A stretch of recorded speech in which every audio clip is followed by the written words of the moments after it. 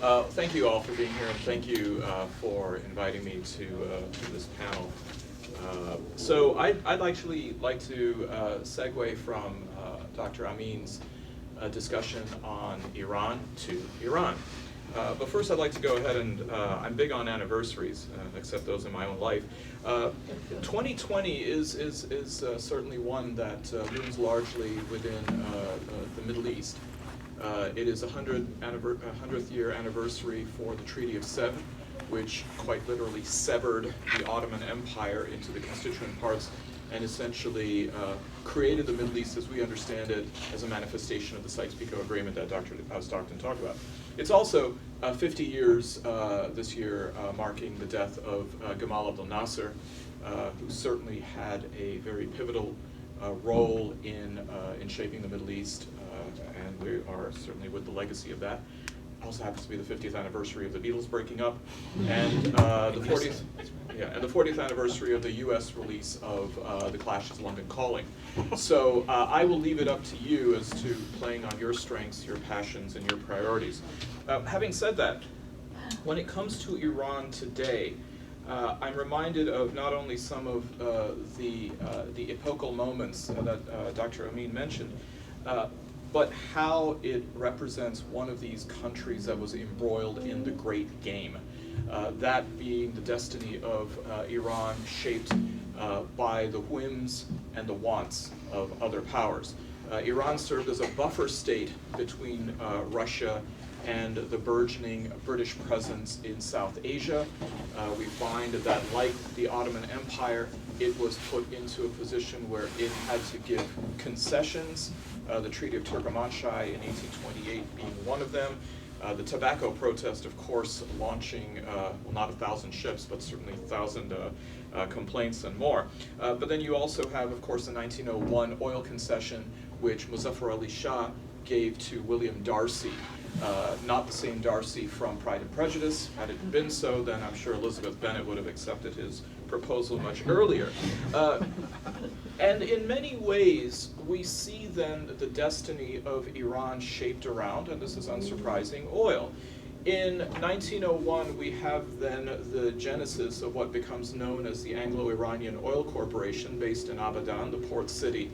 And for those of you who are familiar with particularly the rather sordid history in the 1950s, after Prime Minister Mohammad Mossadegh, within his rights by international law, nationalized the oil industry, we find that the British certainly cajoled two different American administrations to try to remove Mossadegh from power. The British were less successful with Truman, who was a little bit busy and distracted with things going on the 38th parallel in Korea. Certainly milder times than Korea today. And then in 1953, striking gold with President Eisenhower and the Dulles brothers, both at the State Department as well as at the Central Intelligence Agency. That brings us past the revolution and past some of the acrimony that certainly exists between how the Iranians may see the United States, and certainly how the United States and the current administration, more particularly, sees Iran. But there's a new interloper in the region, and that is China, bringing back a trope that is at least 652 years old. In 1368, the founder of the Ming Dynasty decided to shut the so-called Silk Road, this overland highway that extended from China all the way through Asia Minor and reached Europe. He was, of course, quite frightened by the idea that certain ideas were going to penetrate and encroach China, and he decided that there was no longer the need, or at least certainly in a cost-benefit analysis, the need for the Silk Road. It, of course, opens up maritime sea routes much more exuberantly.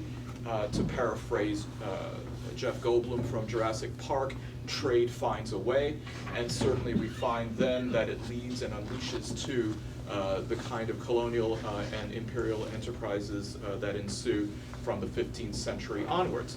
But everything old is new again, and perhaps the Silk Road is the ultimate example of retro. Now we find it as being rebranded by China as the Belt and Road Initiative. And this is a rather ambitious project, which is estimated to be $1 trillion or more of investment in infrastructure that China is going to be embarking in up to 60 different countries. Now, this is a road that's not only going to be overland all the way from China to the Dutch port city of Rotterdam, but also China is going to shore up its maritime routes to become, in effect, a two-ocean power.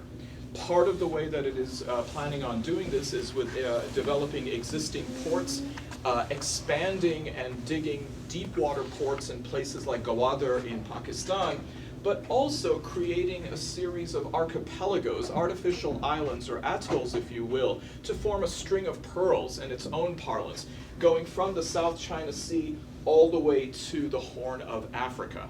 I think India has a lot to worry about when it comes to that.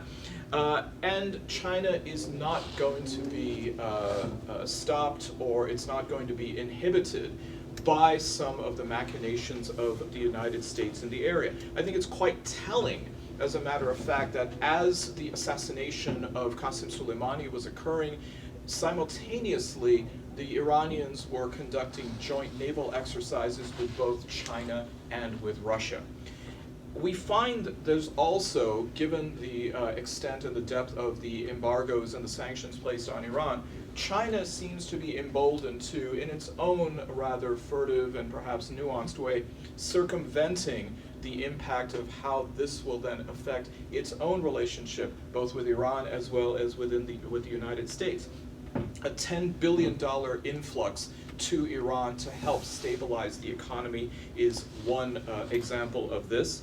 Also, the recognition that Iran has upwards of 8% of its imports coming from China, in exchange, of course, for oil, which is something that China needs desperately.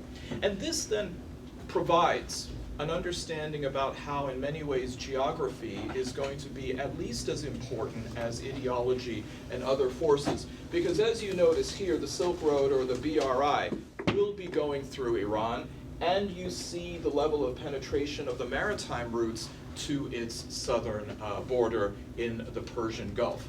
That means that China is now going to increase its position and its footprint within the Persian Gulf and the Middle East particularly, as we see a rather mercurial relationship that the United States has, particularly with this particular foreign policy. I've got 6 minutes? You've spoken for 6 minutes. Oh, I'm sorry. Well, then that's it.